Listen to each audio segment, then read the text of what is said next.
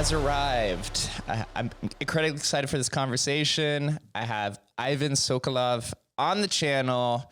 He is staying up a little bit late to have this conversation, so very appreciative of this. Ivan is the founder of Tokenville Studio, which produced the 2018 web series Deus ETH, which was comprised of, I believe, 60 or so NFT characters that were killed off in this web series show. Ended up with, I think, like 10 or 15, but I'll let Ivan explain it because it's quite a unique and fascinating project that was way ahead of his time and way ahead of their time. And now, after it's being revived, they're going to complete the final episode, which is what the missing piece was of everything. So Ivan, thank you for joining us.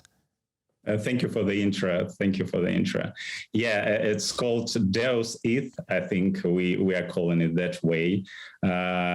It's really complex stuff, and I'm sure it will take a lot of time just to explain how to consume it. Because when you are speaking about it as a sort of web series or comics or I don't know, any description is wrong because it's too complex to understand it. I will later tell you about it.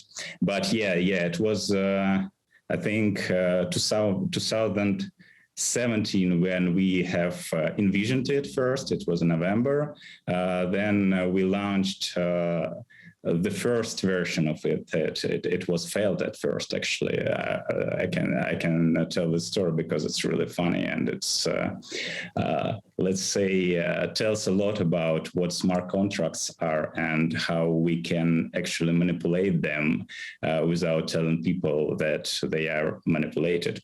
But it was a long time ago, so we can speak about it. Please tell us a story. In the historical community, we love the V1 contracts. We love the experimentation, especially anything that predates ERC 721, because that's where a lot of the value is composed, because you get to express your creativity through these contract creations. And I'm sure if you've seen the V1 punks are getting some traction compared to V2, and same thing with Ether Rocks and Genesis Rocks and CryptoCats. These and Ethereum is a prime example of that. Multiple contracts may feel like a failed experiment for the creators, but for those value collectors, they're very big fans of that. Yeah, I really appreciate that there are few people, I think, in this space that are interested in all this archaeology, because it's actually a really good idea to get all this up. But let me then start with the story of it. So the story of it starts in November 2017, when I had an idea that basically we can do 335 tokens, just normal tokens. I knew nothing about NFTs, actually. I think that we were calling it something like not non-fungible, but well, I don't remember the exact phrase. We created it. Non-homogeneous. So there are homogeneous tokens and there are non-homogeneous tokens. That's what we call it. And the idea is that there are 365 tokens, and each day some tokens are marked as died. And it's a lottery, basically. When you own this token, you can win something in the end. So we were thinking about just a basic lottery. But then, as we were too creative, we were doing too much LSD that days, and we thought, no, it's not interesting. It's not what we are going to do. We need to make it extremely complex. So we thought that, okay, these are not just tokens. They're characters, and they are in a post-apocalyptic world, and they want to survive, and the death is something very important. And in our concept, actually, when I'm starting to speak about Deus ETH, I'm starting to speak about the concept of death, and I like to feel that we have created the idea of death on the blockchain. death and life, and it's a main concept of the whole show. And we thought, okay, cool. We have characters. We need to find a medium to do this show. And we created another concept. It's called blockchain drama. Blockchain drama, how to explain it? Do you feel something special when Bitcoin drops? Do we call it something special, like a dump? Do you feel some? Yeah, do you feel something when you see that Bitcoin drops to all time? Yeah, my net worth is rapidly depreciating, and you get overcome by this sense of fear. Yeah, for example, fear. It's some sort of a feeling, and it's very special feeling for a blockchain community. And when we are thinking about this blockchain drama, we are thinking that, okay, there are some feelings that you can feel only when you are trading, when you are watching these prices, when you are watching the charts. You have a special feeling, and we wanted to recreate it artificially. Basically by making these tokenized characters and letting them to die. And our idea was that if you own a character, you are becoming engaged in the show in a different way. Because you have some additional emotional aspect of watching it when your character dies. And our goal was to manipulate these feelings, to create a drama based on these basic traders' feelings, and it worked. People who were watching it, there were not too many of them because we had only 50 characters, and that means that only 50 people could actually feel this feeling. It's a very small community, and to be honest, I think that actual viewers was around 30 because many of them were owning a bunch of tokens, and that means that we have even smaller community of people who actually felt anything about it. But it was fun because they was watching it, they were reading necrologues. It's a big part of our concept. Every time your token dies, you actually reading about it in a necrologue that is published on a website. You can share it. You can say that I hate Deus ETH because they killed my character, but we weren't killing it. It was smart contract. Yeah. And so when you killed the token, what happened to the token technically? Was it destroyed, or was there just something in the metadata that changed that signified that it was dead? The second option, please. Yeah, okay. It was in metadata. Actually, when we created it, we thought that dead tokens will cost nothing. And they had this switcher of are they dead or are they alive? And smart contract, so one more time to be clear that we didn't, as a creators, we didn't know who will die in the next episode.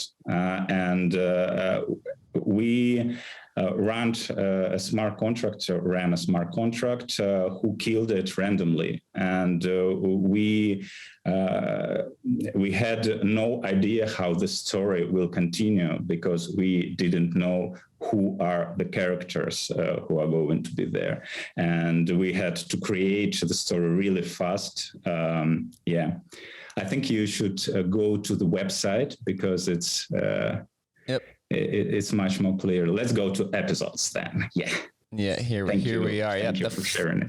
Final episode coming soon. So I hope it will come soon, but it's we are not doing it right now. We don't have time. Yeah. So it looks like there's about on the so you originally put out 10 episodes. There's 11, and for those that are listening, it says that it's an experimental blockchain show that originally aired from February 19th, 2018 to April 13th, 2018. The series follows a group of post-apocalyptic survivors. They depend on the contract that governs their universe and their lives. How freaking incredible. So 50 tokens, 47 deaths, and 10 episodes. And then there were 3 winners. Did the three winners, did they receive any sort of prize, or did those three winners receive a premium in the value since they were technically the survivors? No, they received money, and it was 90% of all the box office. So that I think this was around 15 Ethereums. Wow. And so you have some quotes on here. Nate Alex says it was way ahead of its time. Nate Alex, obviously, Chain Faces guy who's pretty popular. And looks like you guys were featured in Cointelegraph, Blockchain News. So it actually had a lot of traction at the time. What happened with the final episode? What prevented Tokenville from creating the last episode for Deus ETH? So there was a last episode, but it was, let's say, it's really fucked up. The whole story was about tokens who were trying to reach Tokenville. The Tokenville is our studio, and my idea was to go to this moment when people, they reached Tokenville. And in the last episode, we actually didn't tell what happened. We just showed that there is a Tokenville. Go to this website and have fun. But the story wasn't finished. We had it in mind, but as I already told, there was too little viewers, and no one was watching it actually. So we decided just to skip the final episode and just go to Tokenville. And now we want to finish it. Yeah, always want to complete. Also have to remember at this point in time is right at the beginning of the bear market of crypto winter. So it was inevitably the ultimate fate of most projects that started in 2018 kind of dwindled away, whether it was just that NFTs weren't ready for adoption within the crypto ecosystem, or everyone that was in the crypto ecosystem was just mass exiting because of the crypto winter, and everybody was feeling the true brutality of the crypto market at the time. I don't think that it was only about bear market, because we had a lot of NFT projects around us and we were speaking with them. And basically at this moment, we just thought that no one needs NFTs. Just an example, the final, when we have created Tokenville, we have a lot of pivots there, and the final pivot, we have created marketplace for creators who can actually share their artworks on our marketplace. And there was OpenSea at this moment. It was quite early days of an OpenSea. And I was trying to sell this idea to a lot of artists, saying them, hey guys, you can get money just by tokenizing your art and selling it as NFTs. They were looking at me like I'm insane and saying, well, I don't need it. It's some sort of a scam or what. So it was so complicated to sell it. Then we decided, okay, no one will ever sell pictures as NFTs. It's useless. And we just say, okay, we need to go and do something valuable, what people will use. And we stop this project. And Deus ETH it was actually quite a good concept, but it was unscalable because it was only 50 characters. You can't make money on it because we have offered 90% of profit for the winners. So we had only 10%. It was nothing actually in terms of the show. So it was absolutely commercially unsuccessful. But you were a precursor to all the things that are happening now. I'm sure you felt a sense of relief or a sense of achievement when Coinbase announced that they're going to be creating a Bored Ape movie, and now there's a handful of other projects that are attempting to dabble into NFT movies. This is, from at least my knowledge, the first one that used NFTs within an actual smart contract integrated web series. So You're definitely. Yeah, I think we were the first. We were even thinking to patent it, but we were too lazy to do it, and we didn't have money. But I don't feel like it's something valuable in terms of all Coinbase is doing something. First of all, they're doing different thing. We were romanticizing the idea of smart contract. For us, smart contract was actually a co-creator of the show. I don't believe that they will do something better than just selling tokens that are connected to some IPs they own. Usually they're just doing this stuff. But our idea was that tokens are not that important than smart contract, because smart contract is managing the show. It's a co-creator, it's a co-authorship of people and blockchain, and that's the beauty of the show. Tell me a little bit about the back end process to tying the smart contract to the show and the animations.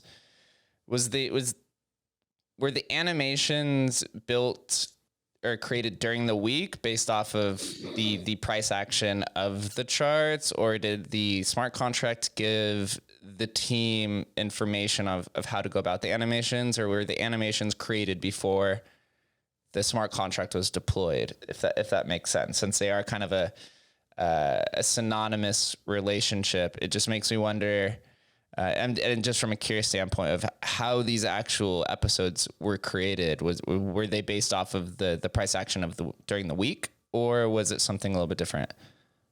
Let's go to the Deus ETH then, Deus ETH website, because actually YouTube is not representing the show. Let's go to the episodes. For example, let's click on the, okay, here we are. Let's start with prologue to understand the idea of how the system works.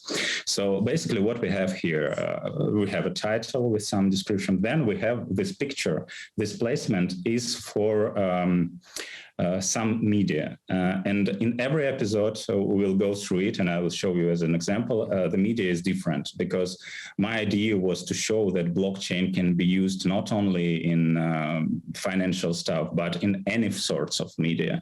And that's why we have experimented with different things. Like, for example, there is an audio play there where there is no video, just an audio.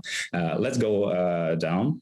And here we have a segment, Rest in Peace. It's a necrology section on the top of the screen right now, where, oh no, go back on the top. Yeah, Rest in Peace section. Whenever someone dies, we have tokens here. Then highlights of the episode. It's actually what we have created before the show started. So it's like Star Wars. In Star Wars, we used the Star Wars concept of building this. If you will read it, you will understand. After years of fighting, the resistance army is completely defeated. So it's basically Star Wars.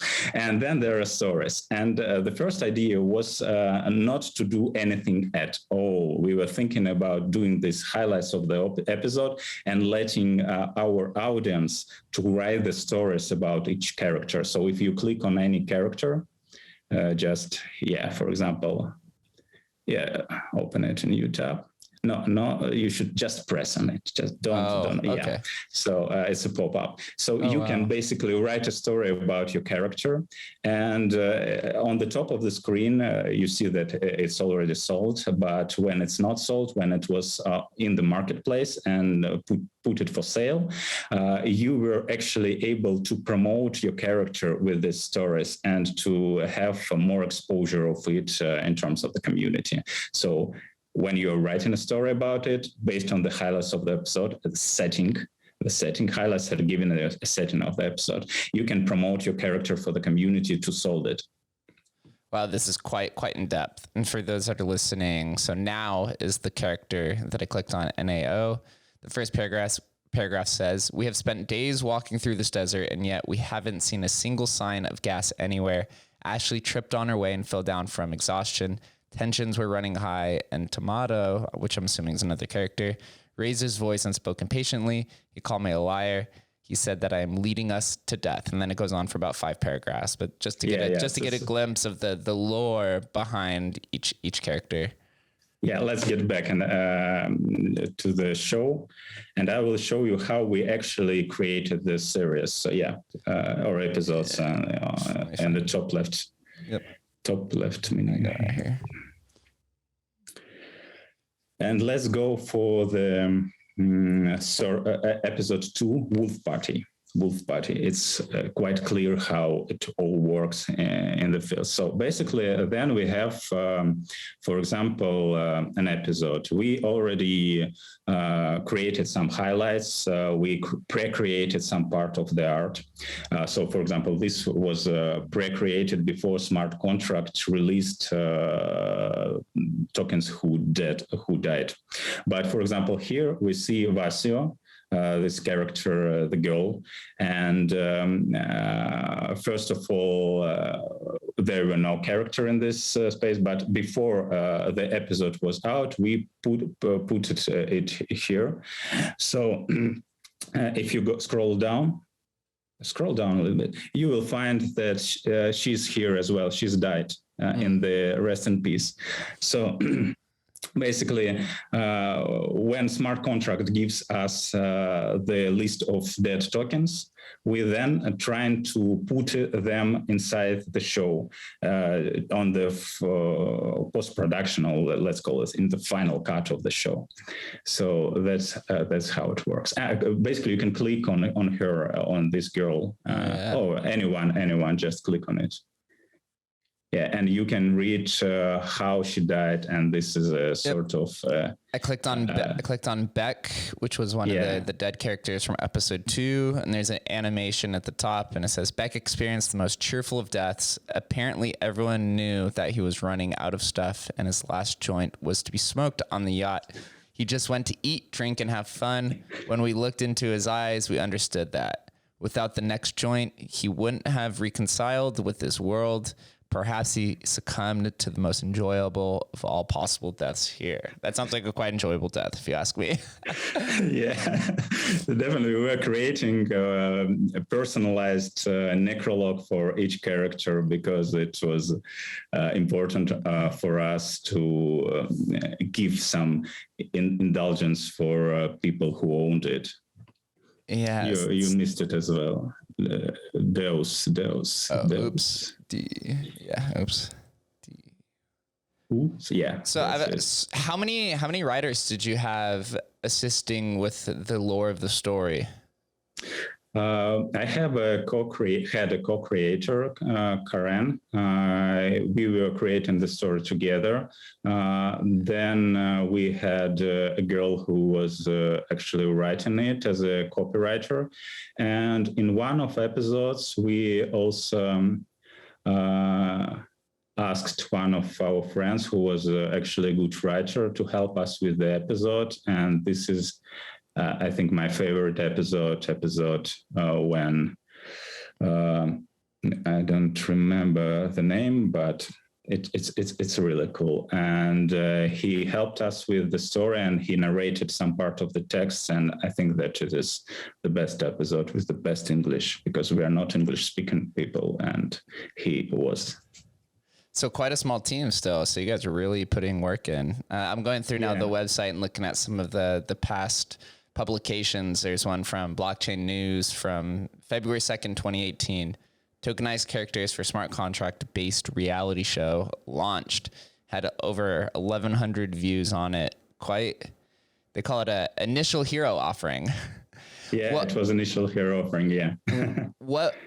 What ETH value was each character priced at? Was it static the same, or was it dynamic based off of the perceived value of the characters? No, they were all the same. It was 0.3 ETH each. And as you can see here, the announcement on this blockchain use is 2nd February. But we have launched 13th of February. That's because there was a launch before it. But as I told you, there was a really dramatic story. So our smart contract, the main smart contract, it's called Episode Manager, was responsible for killing characters. And we have launched the show with Prologue and launched the smart contract. And there was some mistake in the code, and it kills everyone. So basically, in the first episode, everyone was marked as died. Yeah, my CTO told me, Ivan, I need to speak with you. We just launched, and there is a small problem. We just killed everyone. I don't know what to do. And then we have created an amazing story of migration, that we need to migrate our characters in some new smart contract because it's much better. And we asked all owners to migrate their characters to the new smart contract. It was a really, really nervous period for us. But yeah. I opened up the OpenSea and you can see there's 69 items, 42 owners. Yeah, there are also additional characters that were issued after the show. They are collectibles. So, for example, this cash in the right corner is left. Yeah, for example, this one. He's in different style. We have used this image for one of the episodes and then decided to put it on sale as well. That makes sense. So when this was released, was it originally used, or was the ERC 721 standard implemented, or did you have to create a wrapper to then have these listed as collectibles? Because I know it's like kind of in that gray area. Yeah. I think that finally we created a wrapper, but basically we knew nothing about ERC 721. So yeah, that's common in the space. Just want to make sure for the collectors, that's important there, because sometimes in the community, there's people who do things that are called the remnants, which kind of like depletes the entire value. But on here, you can see on OpenSea, it says they were minted August 6, 2021, but that just means that it was no, it's an offer. Oh, that's an offer. So it's was.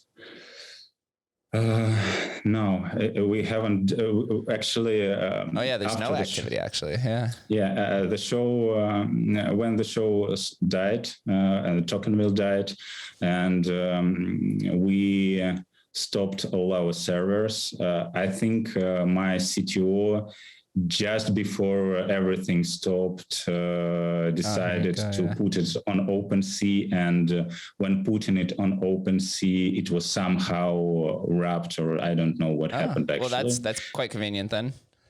Yeah. So here you go. I open up the contract, and this is straight from the same contract from on OpenSea.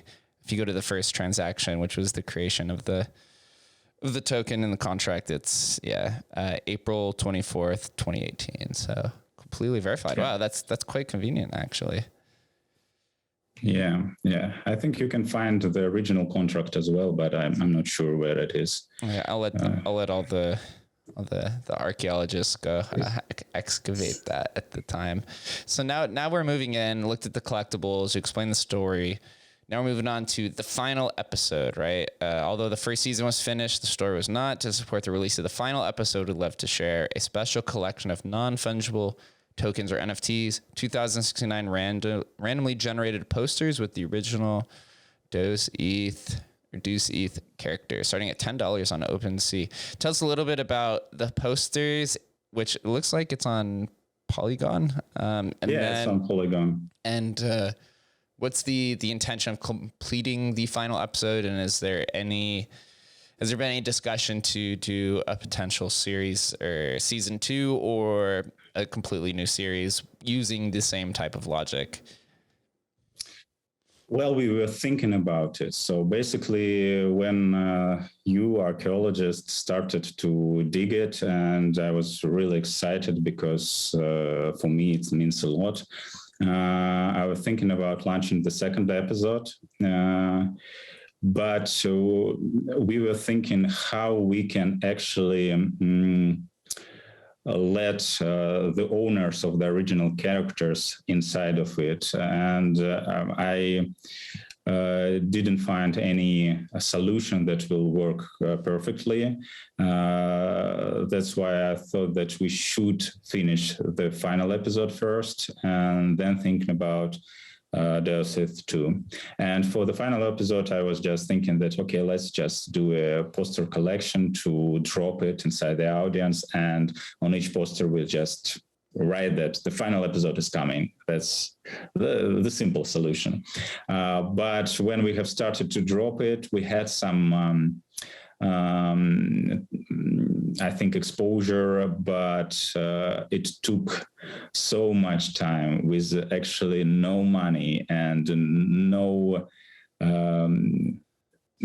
I don't know how to say it. It was just useless because okay, we have a few additional people inside the community. Someone should talk with them. I don't have the original team right now with me, and even if I will gather them again, I need to pay them to do it, and it's so I need money. Mm-hmm. That's why I decided to step back for a while to get some money, and then to do it again probably.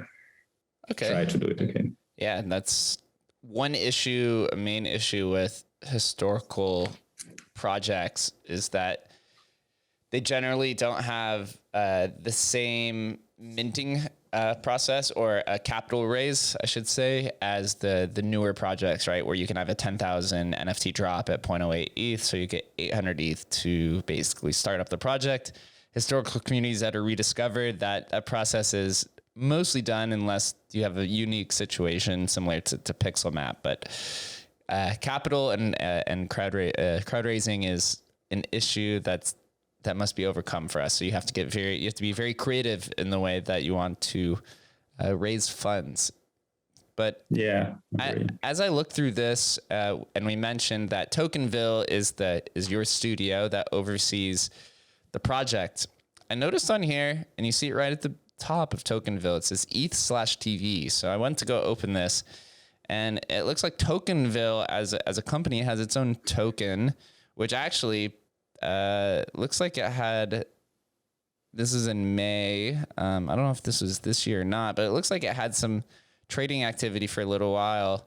Tell us a little bit about like the Tokenville TV. Is this still actively being worked on, and kind of the idea and intentions behind it?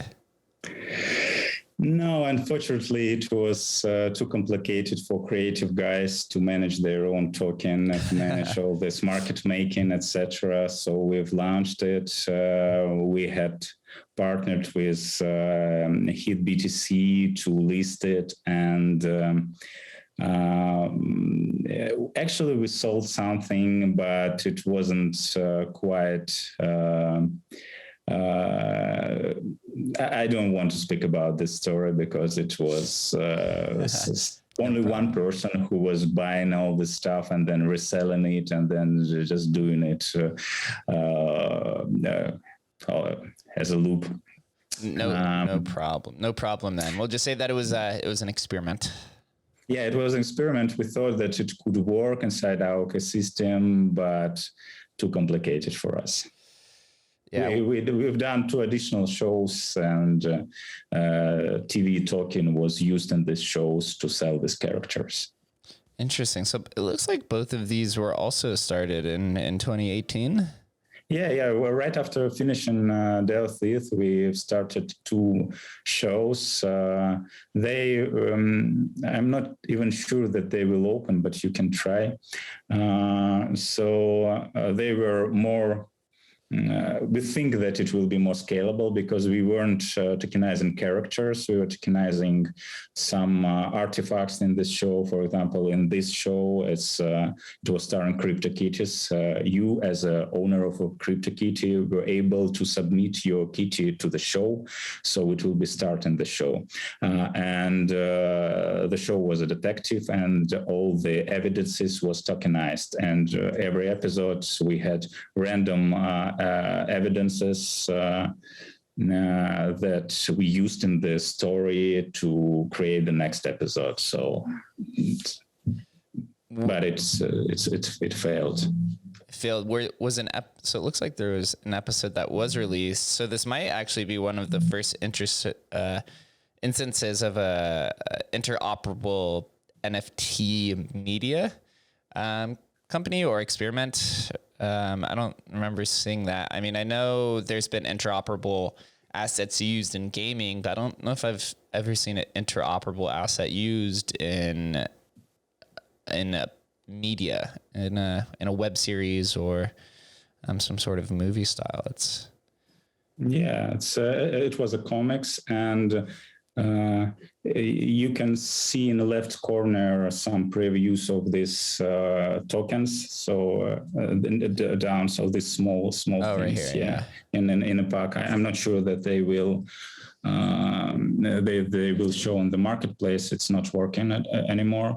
But if you will scroll the story, you will probably find some of these tokens and pictures.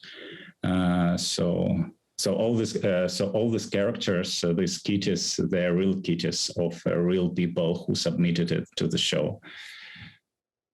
Wow. Wow, this is quite unique. And so there's 4 episodes, and these are all comics, and there's clearly CryptoKitties in this Crypto Detective series. Oh, I think this one is really cool. This one is about shooting porn. And, a kitties porn, and all the kitties here are... they're doing some kinky stuff. Did this one have a lot of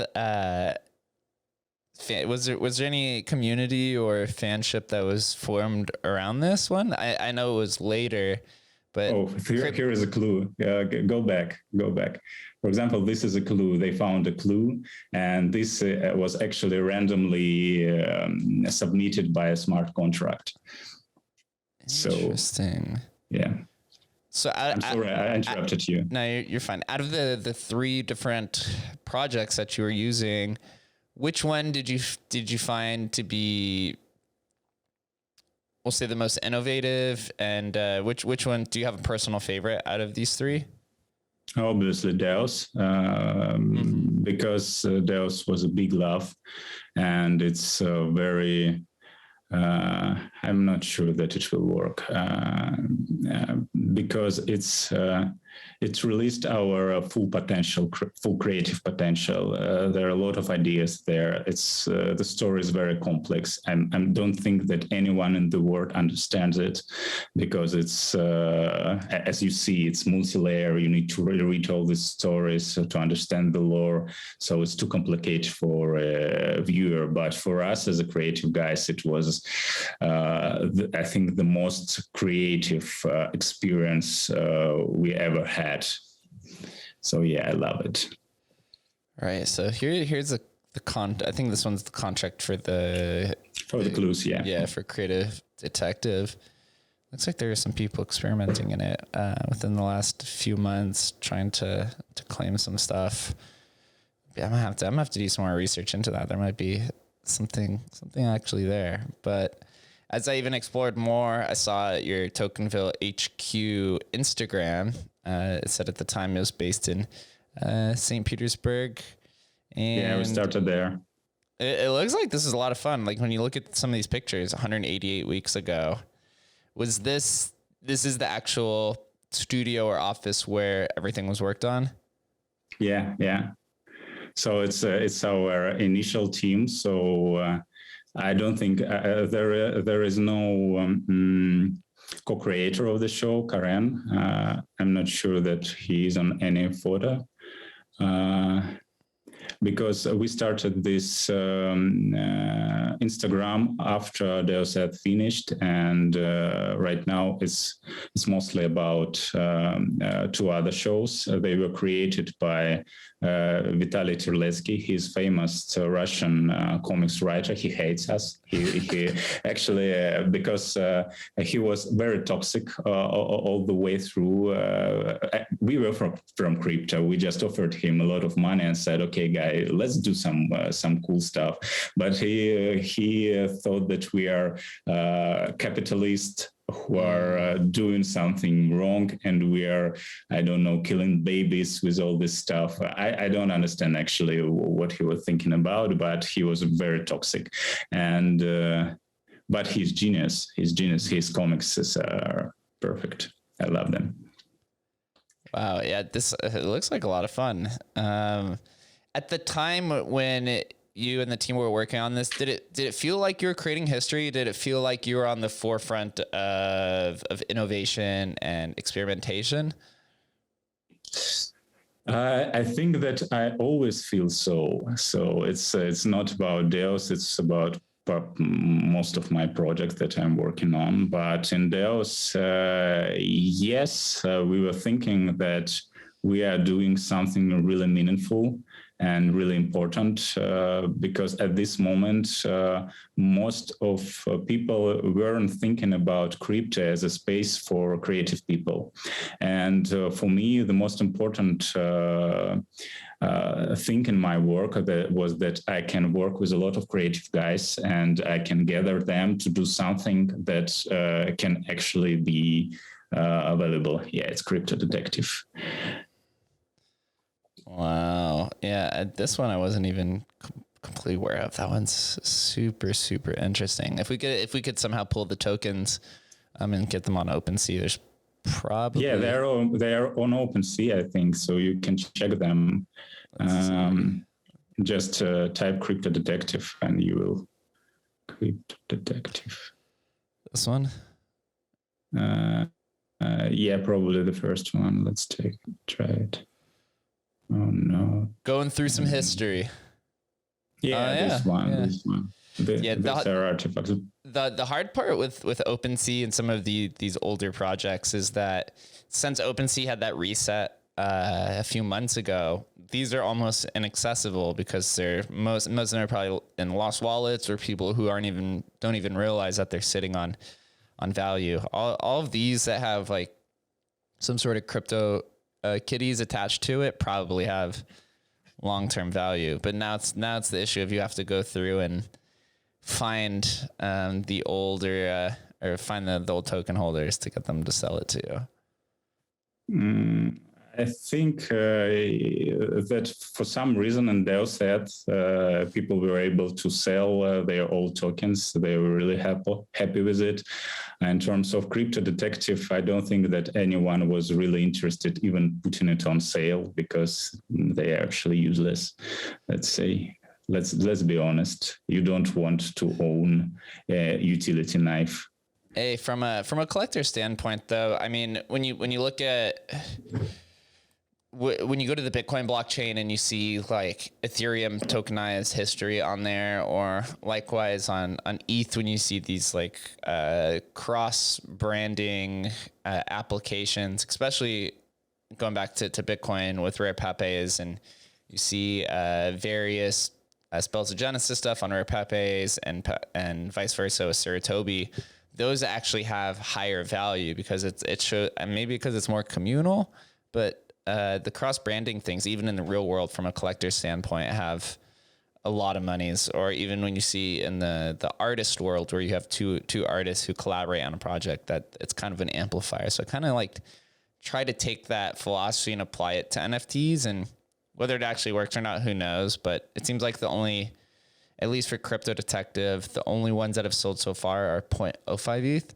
So maybe if you throw some bids in there, some people will accept it. But although still quite fascinating to look back on this history and to see where pioneers like yourself were experimenting and on the forefront. Let me show you some highlights, if it's okay. Yeah. As I told you, I can speak hours about this show. So let's go to the episodes and just go through it, and I will tell you, let's start with a prologue, and I will just point you some things that maybe will be interesting for your audience. So basically in prologue, it's a clear idea of Deus ETH, no animation, no video. So my first idea was to make it so cheap that we don't need anything. And let's go to the second episode. Right after release of prologue, no, just you have there up Go up. Oh, right you here. have all the episodes. Episode 2? Well, Bloody Kitties. When we released the prologue, we showed it, and as I told you, we fucked up with the smart contract. Everyone died, so we need some additional months to fix it. But we had feedback because everyone was thinking that Deus ETH will be an animation series, and that's why I was thinking, okay, let's create animation for them, and we have created this, let's say, quite a shitty animation, but now it tells the story. We don't even have a voiceover here because it was almost free in development. But as you can see, there are CryptoKitties here because right after the release of the prologue, I actually learned that there are CryptoKitties. I knew nothing about CryptoKitties, and I hated them because I thought that they stolen my idea and they were ahead of me and they are doing something really cool. And we thought, okay, let's demonize them. And we created this mutated CryptoKitties who are fighting with our tokens. And this makes the lore because this desert where all they live, this is actually our world. This is world of Ethereum with all the tokens that are there. Let's go further. Let's see Freedom to Die. The Wolf Party is quite simple. It's comics, but Freedom to Die is an episode co-created with this writer. I don't remember his name, but he's really cool. So he's narrating it at first, and the whole episode after the titles is actually an audio play. So there is a small intro, but you can. Yeah, just. Ahead, a great cave comes into view, a cave full of nothing but a shadow. Yeah. Yeah, just scroll, just fast forward a little bit. Yeah, here.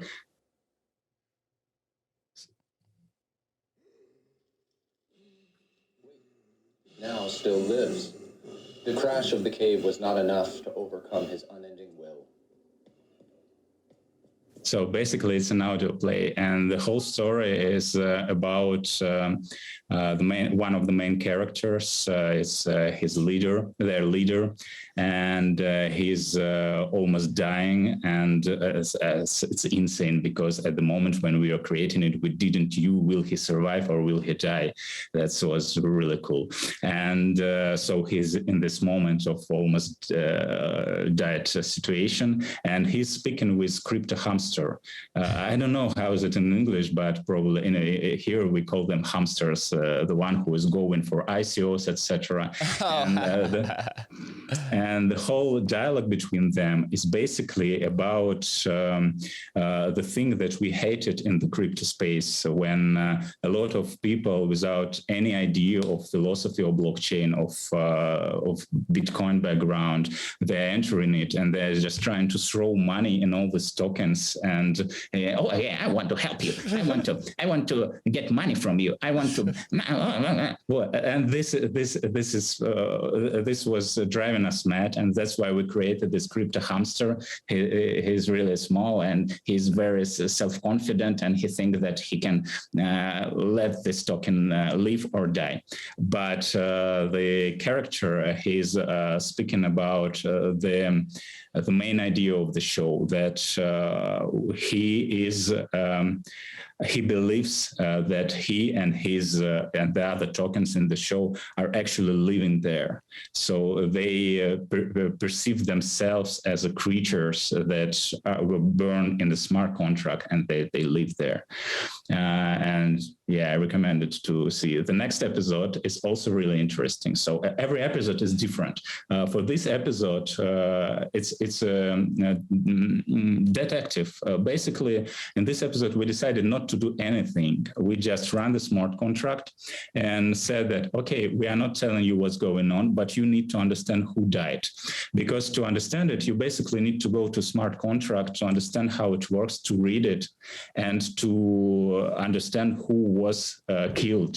And yeah, we have people who are doing this investigation, understanding how our smart contract works, and they found that their token was killed. So it's really cool. It's like, fuck, I hate you. You killed my token. That's what they were writing. Right, when you click on it for Red Drum, today someone died. Maybe it was your hero who had a truly bad day. Carry out your investigation and cover all the details of the crime and guess who the murderer is. It's almost like Clue. No, you're always closing it. Oh, my bad. I'll go back to it. I see it's a bad user experience, so it's our bad. No, you're all good. That's part of the detective, right? Yeah, and this fifth episode, it's actually we're showing who was died and who was killed. And for this episode, we decided to create a cope, so it's not an animation actually. Mm-hmm. Oh, is it possible to close it? And trust the contract. You see Vitalik Buterin here as well, and just a loop. But it was really sad for us. The person who owned this token, he's my friend now. He discovered us and we connected, and he was really sad. And the interesting episode, I think this one is not interesting. The interesting scam. This scam, but basically the story continues that these tokens are entering some sort of a cave in form of Ethereum logo. And we were thinking to make it a really interesting episode, but we fucked up again with the production. And finally, we decided to make this small description video of it, how it should look, how it should work. And we just basically told the story in words.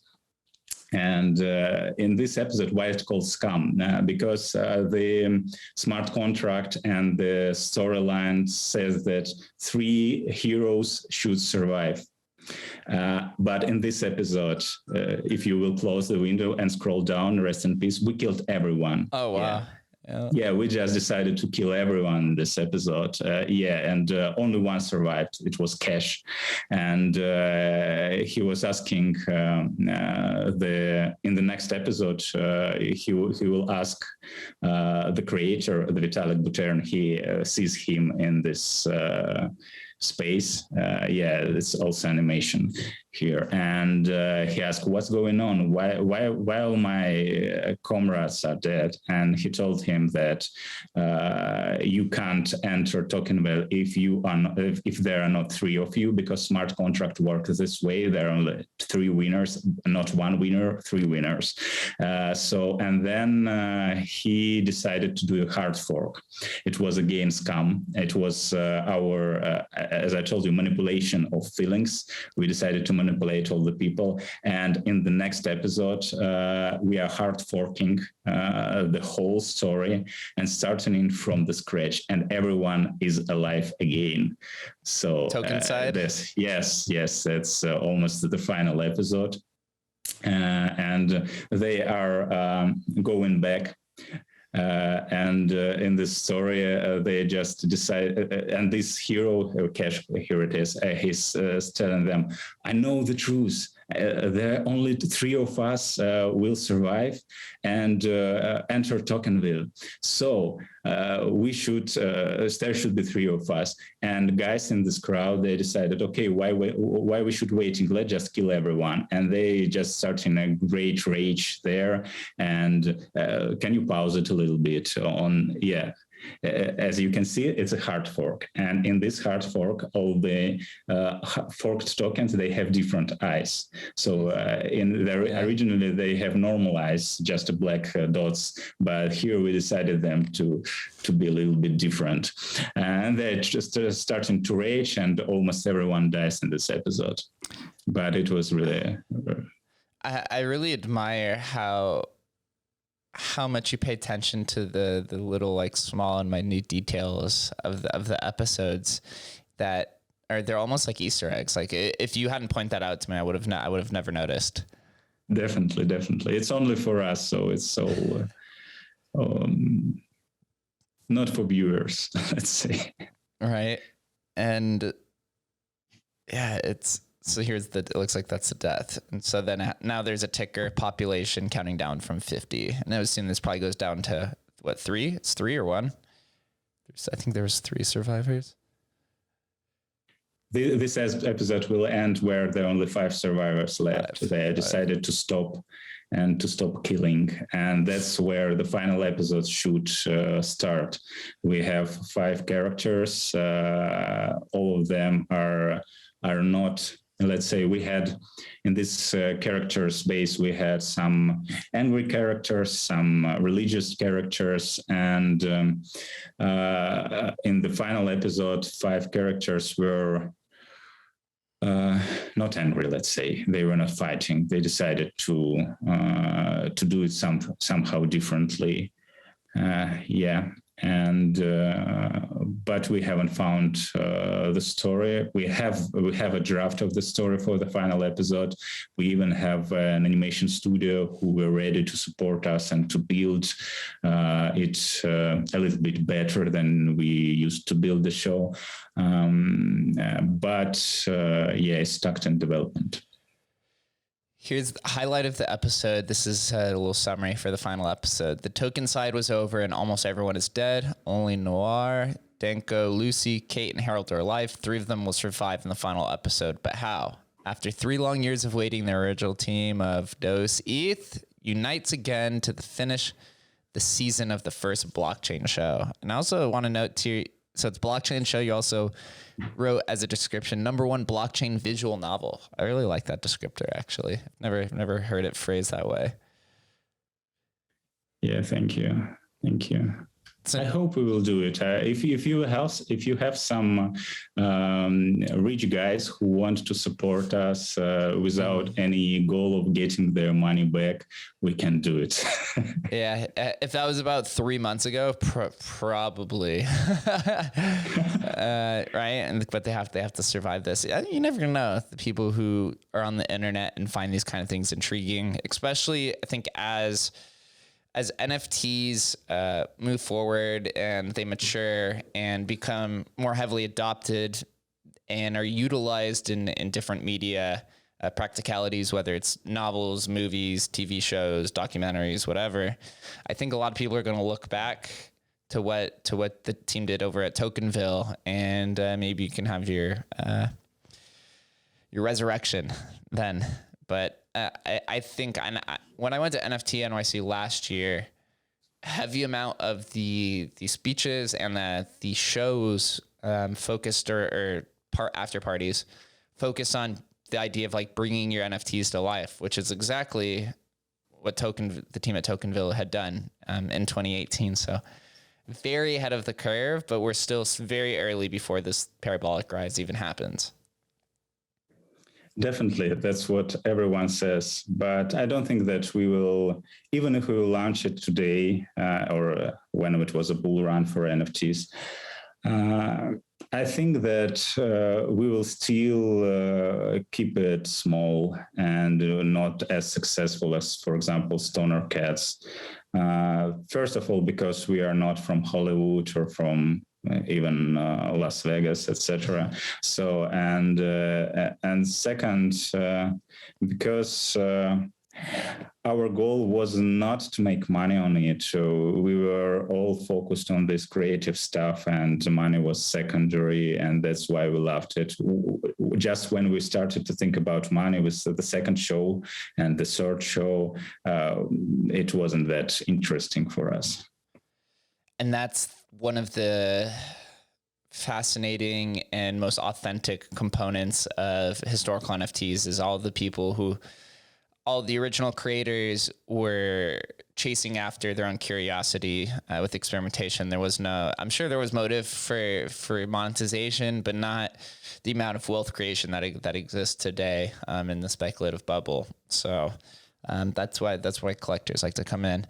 But as we think a little bit about the future and the future of Ivan himself, what currently do you work on? Do you still hang out in the NFT and crypto space? Have you moved on to something else?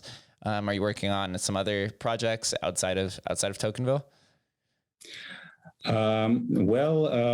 Yes, I'm inside crypto, and I was always inside crypto till 2015. Right now, I'm intrapreneur in Cointelegraph, so I'm doing some Cointelegraph projects. The main project I'm working on is Mintmate EO. You can check it out. So it's basically a tool to tokenize basically everything and to sell it. And the main project inside this project is basically tokenizing Cointelegraph's articles and letting users to decide what to tokenize.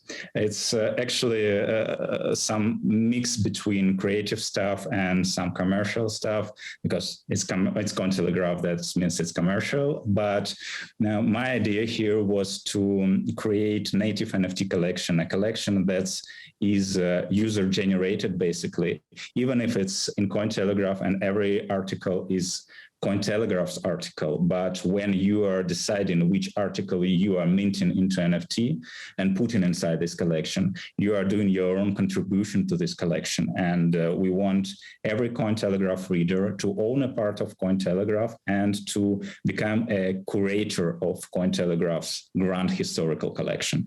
And that's what we are working on right now. It's a quite grand project. And I'm beginning to hear some of these ideas trickle into different projects. That explanation kind of reminded me of this kind of growing trend of dynamic NFTs. Are you familiar with those? Where it's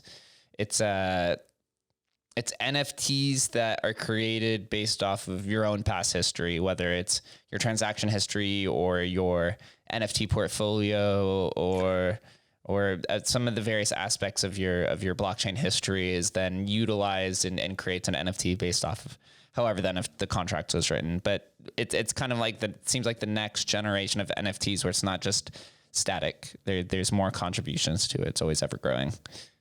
Yes, it's a great concept. I think it's something like it was gems or some crystals that were grown based on your transactions and on your wallet. It's not what we are doing right now. So for us, it's not the case of some smart contract magic, etc. It's just metadata of Cointelegraph's article that is translated into NFTs metadata, and we are bridging some Web 2 stuff into Web 3. So it's less beautiful, but yet I think that for the next generation of NFTs, it will work perfectly because it's not about bubbling something. This collection is not limited with 10,000 copies or etc. So its price will be relatively low for an end user or even free. So it's about building a community around this NFTs. It's about building some utility inside this NFTs, acquiring some advertisers to join this. So it's more like when we are thinking about some traditional media like newspaper, and you can just cut it and own it. You just can cut a coupon from there and own it. And we are just transferring it to a digital world, and it will probably work as well. The future of Web3 media, I think it's going to be very bright still in its early primitive states, but Cointelegraph is a massive player, has been a massive player in the crypto media for years now. I think it's been around for 5 years, something like that. Oh, it's from 2013. 13. Oh, even longer. Jesus, 9 years. The Cointelegraph artwork almost looks pretty similar to the artwork that Tokenville was putting out across her projects. Now that I think about it, very like animated, fun, cutesy, artsy kind of stuff. So Ivan has some. Yeah, but it's not connected. So it's. That's fine. That's fine. How long have you been over at Cointelegraph for? Well, let's say we are in close relationships for maybe 5 or 6 years. So, but as an entrepreneur, I'm there for the last 10 months, maybe. Entrepreneur. Ivan, you're a brilliant mind, and I want to thank you for joining us and for sharing with me and us all of the information about Deus ETH and Tokenville and just your entrepreneurial spirit within crypto. It's quite fascinating, and when you were showing all the individual episodes, I could see the love in your face of how much fun it was building that back then. I can really tell that it was a very fun experience. So Thank you for coming on, and appreciate all of your efforts. Looking forward to the final episode when it does come out, and be following Cointelegraph for all these projects and the future of what Ivan's putting out there in secrecy. Thank you. It was fun to talk to you. No problem. Thank you guys for listening and watching. We'll catch you next time.